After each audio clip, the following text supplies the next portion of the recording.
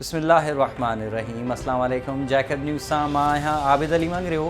पेश आहिनि हिन वक़्त जूं हेडलाइन।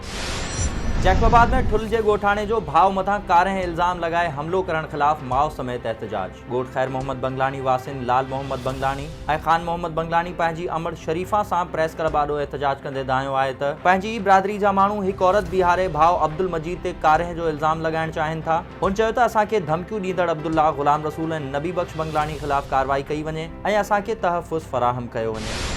कोयटा में मच्छ वाक़े ख़िलाफ़ बाईपास ते 11 लाश रखी धरणो। गुज़िरियल ॾींहुं मच्छ में पेश ईंदड़ वाक़े में मारिजी वियल 11 ॼणनि जे वारिसनि कोयटा ओलाहे बाईपास ते लाश रखी धरणो हयो। धरणे में मजलिस वहदतुल मुस्लिमीन जे अॻवाननि ऐं हज़ारा बिरादरी जे मर्द तोड़े औरतनि समेत नौजवाननि वॾे अंग में शिरकत कई ऐं लाश दफ़नाइण खां इनकार करे छॾियो। अॻूणे MP आगा मोहम्मद रज़ा जो चवणु हो त हर भेरे असांजी क़ौम खे निशानो बणायो वियो आहे। हिन भेरे बि हिक ई कुटुंब जा 5 ॼणा मारिजी विया आहिनि, जेका ज़ुल्म जी इंतहा आहे। वज़ीर आज़म इमरान ख़ान पारां हिते पहुची तहफ़्फ़ुज़ जी ख़ातिरी कराइण ताईं धरणो जारी रहंदो ऐं लाश बि न दफ़नाया वेंदा। धरणे सबबि कराची, ज़ोब, लोरलाई समेत पंजाब ॾांहुं वेंदड़ रस्ता बंदि थी विया।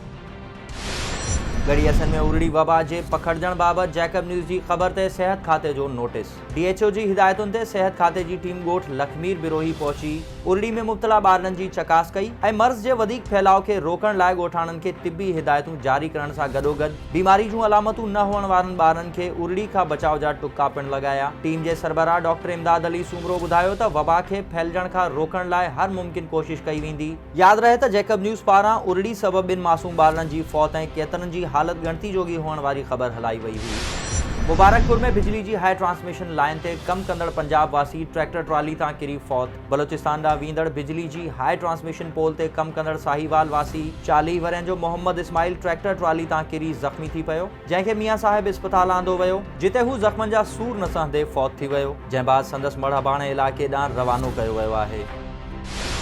नज़रवार वेझो साल अॻु झेड़े में ज़ख़्मी थियल नौजवान फौत। B सेक्शन थाणे जी हद ॻोठ मोहम्मद इब्राहिम बंगलानी में साल अॻु ट्रैक्टर में टेप हलाइण तां पहोड़ ऐं बंगलानी बिरादरी में थियल झेड़े में ज़ख़्मी थींदड़ ट्रैक्टर ड्राइवर 45 वरनि जो शाहनवाज़ बंगलानी मुसलसल 1 साल ताईं बीमारी जे बिस्तरे ते रहण बाद सखर में फौत थी वियो।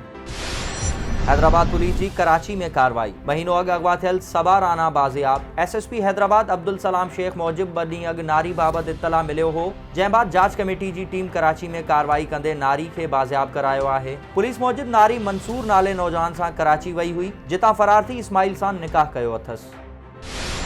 सखर एहतसाब अदालत में ख़ुर्शीद शाह 2 ज़ालनि ऐं पुटनि समेत पेश। MNA ख़ुर्शीद शाह, सूबाई वज़ीर ओवैस कादिर शाह, MPA फ़ारूक शाह ऐं 18 जवाबदार आमदनी खां वधीक असासनि जे 1 करोड़ 23 करोड़ रुपयनि वारे केस में अदालत पेश थिया, जिते एहतसाब अदालत जे जज फरीद अनवर काज़ी केस जी ॿुधणी 15 जनवरी ताईं मुलतवी करे छॾी। अदालत ॿाहिरियां ख़ुर्शीद अहमद शाह मीडिया सां ॻाल्हाईंदे चयो त अॼु मुल्की ऐं सियासी हालतूं ख़तरनाक हद ताईं पहुची चुकियूं आहिनि। हुकूमत जी ग़लति पॉलिसियुनि जे करे दुश्मन मुल्कनि खे फ़ाइदो रसी रहियो आहे।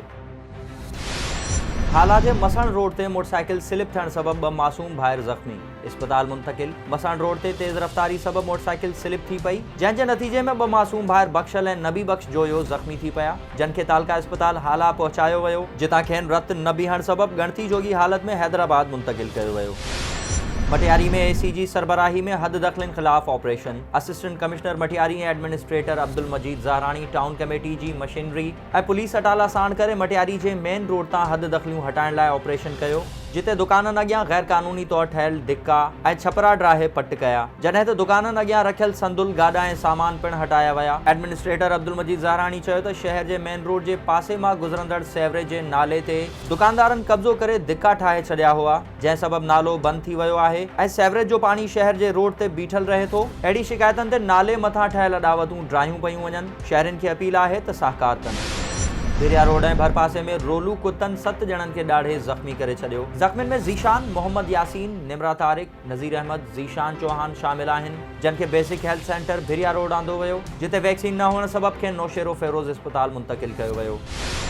खैरपुर नाथन शाह में अणसुञातल चोर शहर जे मशहूर वापारी जी दुकान जी छित टोड़े चोरी करे विया। चोरी बाद वापारियुनि में ताव पकड़ियल। बशीर शेख जी दुकान जी छित टोड़े चोर रोक रक़म समेत दुकान में मौजूद ॿियो क़ीमती सामान ॿुहारे विया। दुकानदार दाहींदे चयो त मुंहिंजी 3 भेरो चोरी थी रही आहे, पर पुलिस ख़ामोश आहे। SHO कैन शाह मौजिब वाक़े जी जांच करे रहिया आहियूं, जल्द चोर गिरफ़्तार थींदा। कंदकोट के कच्चे वारे इलाके में पुलिस जो ऑपरेशन को भी धाड़ेल हथ न आयो। वधीक पुलिस नफरी तलब। दुरानी महर थाने जी हद जैंद जागीरानी में धाड़ेलन जी मौजूदगी जी इत्तला ते SSP अमजद अहमद शेख जी अगवानी में कंदकोट पुलिस पारां ऑपरेशन कयो वियो। SSP अमजद शेख मूजिब धाड़ेलन जी मौजूदगी वारी इत्तला ते ऑपरेशन कयो आहे ऐं इहो ऑपरेशन धाड़ेलन जे खात्मे ताईं जारी रहंदो। पटियारी में वधंदड़ बदअमनी खिलाफ जिद्दोजहद कमेटी जी प्रेस क्लब आॾो बुख हड़ताल। ज़िले जे बरंदड़ मसइलनि खिलाफ आवाज़ उथारण लाइ ज़िले जे सियासी समाजी ऐं दीनी तंज़ीमनि ते ॿधल जिद्दोजहद कमेटी पारां अमन अमान जी ख़राब सूरत हाल खिलाफ जिद्दोजहद कमेटी जे कन्वीनियर सलीम सिंधी, STP जे ॼाम शौकत अबड़ो, समाजी अॻवान रहमतुल्लाह तुर्क, शहीद भुट्टो अॻवान एडवोकेट पीरल मजीदाणो, राजूणी इतिहाद जे शम्स ख़ास खैली ऐं पेटे अलिफ अॻवान रियाज़ साहूआल जी अॻवानी में अलामती बुख हड़ताल कई वई ऐं शहर में वधंदड़ फुर चोरी ऐं ॿियनि वाक़िअनि खे बुंजो ॾेई अमन अमान जी बहाली जो मुतालबो कयो वियो।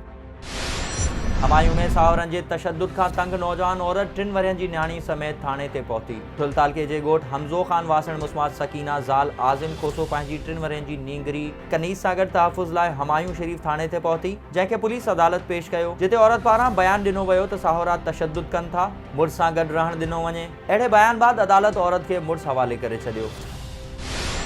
अॻूणे DG FIA बशीर मेमण पारां शहर जे मुख़्तलिफ़ इलाइक़नि जा दौरा करे मुख़्तलिफ़ धुरियुनि सां ताज़ियतूं पिणु कयूं। अॻूणे DG FIA हाल में मसरूफ़ियतूं वधाए छॾियूं आहिनि ऐं मुख़्तलिफ़ बिरादरी जे मुअज़्ज़िज़ीन सां मुलाक़ातूं करे सियासी सरगर्मियुनि बाबति ॻाल्हि ॿोल पिणु कई। ट्रिगड़ी में फलाही तंज़ीम पारां मुफ़्त अखियुनि जी कैंप लॻाए 1000 मरीज़नि खे लेंस लॻाया विया। SSP बदीन समेत अहम शख़्सियतनि पारां कैंप जो दौरो। फलाही तंज़ीम आराइया जे कम जी साराह कैंप इंजीनियर शाहिद मोहम्मद आराई जी सरपरस्ती में ॻोठ हाजी अमीरुद्दीन आराई में लॻाई वई, जिते ट्रिगड़ी, नौ दंबालो, बुढ़ो कमरानी, टंडो ग़ुलाम अली ऐं भरपासे जे 1000 खां वधीक मुस्तहक़ीन मरीज़नि जो मुआइनो करण बाद ऑपरेशन करे लेंस लॻाया विया ऐं चश्मा पिणु ॾिना विया। जाफराबाद में इलेक्ट्रिक एंड इलेक्ट्रॉनिक्स यूनियन जो इजलास। इत्तफ़ाक़ राय सां नई बॉडी जो ऐलान। नई जोड़ियल बॉडी में सरपरस्त आला उस्ताद मोहम्मद रमज़ान सूमरो, चेयरमैन पप्पू गाजानी, सदर हाजी अयाज अली जमाली, नायब सदर Haresh Kumar, general secretary Wazir Khan Pathan, deputy secretary Shakeel Ahmad खोसो, राब्ता सेक्रेटरी दौलत रिंद, फाइनेंस सेक्रेटरी राकेश कुमार ऐं ॿिया उहिदेदार चूंडिया विया। ट्रिगड़ी में 11000 वोल्टेज तार किरण सबब रिक्शा ड्राइवर तड़पी थॾे ते फौत। टंडो जान मोहम्मद रोड ते काइम खानी ओताक लॻ 11000 वोल्टेज जी तार रिक्शा मथां किरण सबब ॻोठ गैलपुर वासी 23 वरियनि जो नौजवान रिक्शा ड्राइवर इनायतुल्लाह ख़ास खैली करंट लॻण सबब तड़पी फौत थी वियो। शहरनि मूजिब तारूं पुराणियूं हुअण सबब किरण रोज़ जो मामूल बणियल आहे। ही हुयूं हिन वक़्त ताईं जूं हेडलाइंस। वधीक ख़बरुनि ऐं अपडेट्स लाइ विज़िट कयो असांजी वेबसाइट www.jacobnewsht.com ऐं फेसबुक ते फॉलो कयो। ॾिसंदा रहो जैकब न्यूज़, ख़बर खां हक़ीक़त ताईं।